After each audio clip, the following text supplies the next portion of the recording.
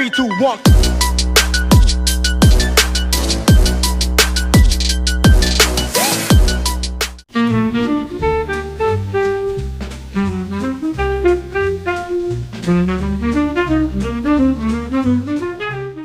Warap mga kalapatid, sa another day, another vlog, another abangan serye tayo dito sa Tarebals Vlog TV.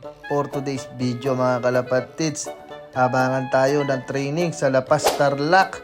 Time check 6:48 ng August 15, Biyernes mga kalapatids. Tapos na-release nga sila na 7:10 ng umaga. Yun, titignan din natin yung forecast. At ito na nga yung forecast mga kalapatids. Magabang tayo dyan mga bandang 500, yung 853. Kasi mabagal yung kalapatid natin mga kalapatids. Let's go! Habang naghihintay tayo mga kalapatids, naglinis muna tayo ng mga poop tray ng ating mga kalapichi warriors. Ayan o, tingnan nyo naman, ang lilinis. Tapos tinahiyan agad, daray ko po.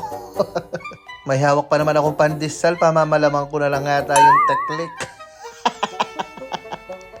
Ayan, malinis mga kalapatids. Ito na pala yung update sa mga YB natin. Yung anak ng mga Taiwan to the world. Malalaki na mga kalapatids. Aray ko po. Tapos ito pa yung isang Taiwan to the world din natin mga kalapatids. Tapos may itlog na rin yung mga parents niya. Ang bilis, malilibog kasi. Time check again mga kalapatids. Alas 8 ng umaga. Ayan, tapos tinignan natin yung Yona. Makipagchismis tayo. Nakita natin pangapat si panlima. Jarielo, pambangis mo naman, tang. Congratulations. Ang celebration, ang bilis ng Kalapichi Warriors mo.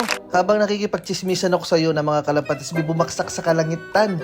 Si Blue Bar, mga kalapatids, yung naka-Young Bird series natin. Siya yung unang driver natin ngayon. Tapos kasunod niya si Blackie, ayan Di pa siya nakakapasok, dumating na si Blackie, magkasunod lang sila mga kalapatids. Ayan, naray ko po. Tapos darating din yung isa, si YP mga kalapatids, yung asawa ni Leo, dumating din, ayan Kakapasok lang nung dalawa, pangatlo siya mga kalapatids, third runner, rararap. Pinuntahan niya kagad yung kanyang asawa, kaso nakakulong si Leo kasi nga nakapointing na yan. Mamaya ko sila pagsasamayan bago isasakay. Eto naman yung mga kalagayan ng ating Kalapichi Warrior mga kalapatids, tingnan nyo naman. Parang hindi na sila lumipad. Ayun, na-wrestling pa si Blue Bar na naka YB series. Ayan, gutom na gutom sila. Papakainin na natin sila. Baka magutom pa sila. Diyos mio, marimar. Danupan sila. Ang tatalik nilang laklak mga kalapatids. Tignan nyo naman, wala silang ganang kumain. Tapos pinaganda ko na rin si Leo. Siyempre, mamaya na yung basketing niya. Ito nga pala si Leo mga kalapatids, update ko sa inyo. Yan medyo maganda na yung kondisyonan niya mga kalapatids.